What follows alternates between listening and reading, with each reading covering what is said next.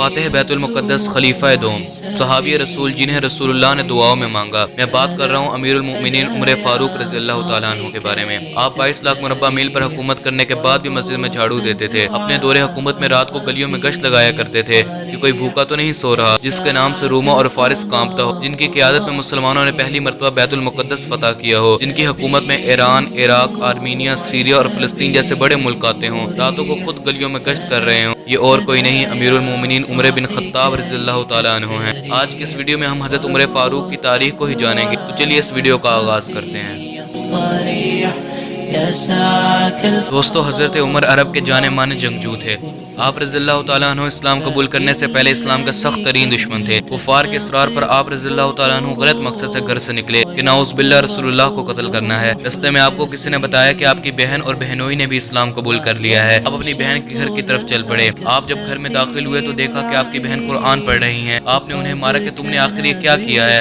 آپ کی بہن نے جب سورۃ طٰہٰ کی آیات تلاوت کی تو قرآن آپ کے دل میں ایسا اثر کر گیا کہ آپ نے کہا کہ میں نے اسلام قبول کرنا ہے۔ آپ نے اشہد ان لا الہ الا اللہ وحدہ لا شریک لہ اپنی بہن کے گھر میں پڑھا اور باقی آدھا کلمہ اشہد ان محمدن عبدہ ورسولہ حضور صلی اللہ علیہ وآلہ وسلم کی بارگاہ میں جا کر پڑھا۔ حضور صلی اللہ علیہ وآلہ وسلم اتنا خوش ہوئے کہ آپ نے اپنی زبان مبارک سے اللہ اکبر کا نعرہ لگایا۔ حضرت عمر کو رسول اللہ صلی اللہ علیہ وآلہ وسلم نے دعاؤں میں مانگا ہے۔ حضرت عمر نے کہا کہ رسول اللہ، اگر آپ سچے نبی ہیں تو چھپ کر نماز کیوں پڑھتے ہیں؟ آج ہم سب بیت اللہ میں نماز پڑھیں گے۔ 2 قطاریں بنا لے، ایک کے آگے میں تلوار لے کر چلوں گا اور دوسری قطار کے آگے امیر حمزہ۔ رضی اللہ تعالیٰ عنہ نے بلند آواز سے کہا کہ جس شخص کو اپنے بچے یتیم اور بیوی بیوہ کروانی ہو تو وہ میرے سامنے آ جائے۔ آپ تو وہ ہیں کہ جس رستے سے گزرتے تو وہاں سے شیطان گزرنے کی ہمت نہ کرتا تھا۔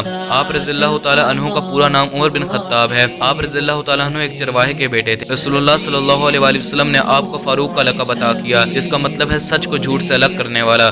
رسول اللہ نے فرمایا کہ میرے بعد اگر کوئی اور نبی ہوتا تو وہ عمر فاروق ہوتا۔ کیا اس دنیا میں کوئی ایسا شخص یا بادشاہ یا حکمران گزرا ہے جو 22 لاکھ مربع میل پر حکومت کرنے کے بعد مسجد میں جھاڑو دے رہا ہو؟ کافروں نے کہا کہ اگر ایک اور عمر ہوتا تو پوری دنیا میں اسلام پھیل جاتا۔ حضرت ابو عبیدہ بن زرہ، حضرت خالد بن ولید، حضرت سعد بن ابی وقاص، یہ سب آپ ہی کے دور کے سپہ سالار تھے۔ حضرت عمر فاروق کے دور میں ہی مسلمانوں نے پہلی مرتبہ بیت المقدس کو فتح کیا۔ جب آپ نے بیت المقدس کو فتح کیا تو آپ نے فرمایا یہودی یہاں پر آ کر زیارت کر سکتے ہیں پر یہاں پر بس نہیں سکتے۔ آپ جب اپنے خادم کے ساتھ ہوتے تو کبھی آپ کا خادم نیچے چلتا اور آپ اونٹ پر بیٹھے ہوتے، اور کبھی آپ کا خادم اونٹ پر بیٹھا ہوتا اور آپ نیچے چلتے۔